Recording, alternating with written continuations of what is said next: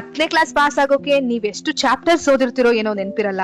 ಆದ್ರೆ ನಿಮ್ ಬದುಕಲ್ಲಿ 10ನೇ ಕ್ಲಾಸ್ ಅನ್ನೋದೇ ಒಂದು ದೊಡ್ಡ ಚಾಪ್ಟರ್ ಆಗಿ ಸದಾ ಉಳಿಯುತ್ತೆ. ಯಾರೆಲ್ಲ 10ನೇ ಕ್ಲಾಸ್ ಅಲ್ಲಿ ಇದಿರೋ ಶಾಲೆಯ ಮೂಲೆ ಮೂಲೆಗೂ ಹೋಗಿ ನೆನಪುಗಳನ್ನ ಸಂಗ್ರಹಿಸಿ. ಎಲ್ಲಾ ಶಿಕ್ಷಕರನ್ನು ಕೂಡ ಹೋಗಿ ಮಾತಾಡಿಸಿ. ನಿಮ್ ಸ್ನೇಹಿತರ ಜೊತೆಗೆ ಆದಷ್ಟು ಒಳ್ಳೆ ಸಮಯ ಕಳೀರಿ. ಇನ್ ಮುಂದೆ ಆಗೋ ಸ್ನೇಹಗಳಲ್ಲಿ ಸ್ವಲ್ಪನಾದ್ರೂ ಸ್ವಾರ್ಥ ಇದ್ದೇ ಇರುತ್ತೆ. ನಿಮ್ ಟೀಚರ್ಸ್ ನಿಮ್ಮನ್ನ ಪಾಸ್ ಮಾಡ್ಸೋಕೆ ಪಡೋ ಪ್ರಯತ್ನ ಬಹುಶಃ ಇನ್ ಮುಂದೆ ನಿಮ್ ಬದುಕಲ್ಲಿ ಯಾರೂ ಮಾಡಲ್ಲ. ಈ ಸ್ಪರ್ಧಾತ್ಮಕ ಜಗತ್ತಿನಲ್ಲಿ ನೀವೊಬ್ರು ಸ್ಪರ್ಧಿ ಆಗ್ತೀರಾ. ನೀವ್ ಸೋತಾಗ ನಿಮ್ಮನ್ನ ಮೇಲೆಬ್ಸೋ ಶಿಕ್ಷಕರು ಸಿಗೋದು ಬಹಳ ಕಷ್ಟ. ಎಲ್ಲ ಸುಂದರ ನೆನಪುಗಳ ಹೊತ್ತು ಜೀವನ ಮುಂದೆ ಸಾಗ್ಲಿ. ಯಾಕೆಂದ್ರೆ 10ರ ಮಕ್ಕಳೇ ಉತ್ತಿ ಬಿತ್ತಿದ ಬೀಜ ಕೈತುತ್ತಾಗುವ ಕಾಲವಿದು.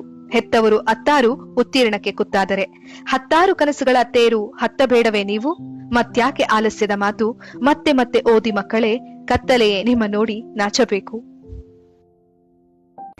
ನೀವ್ ಕೇಳ್ತಿದ್ರ ಭಾವಗಳ ದನಿ. ನಾನು ಕನ್ನಡದ ಅಪ್ಪಟ ಅಭಿಮಾನಿ.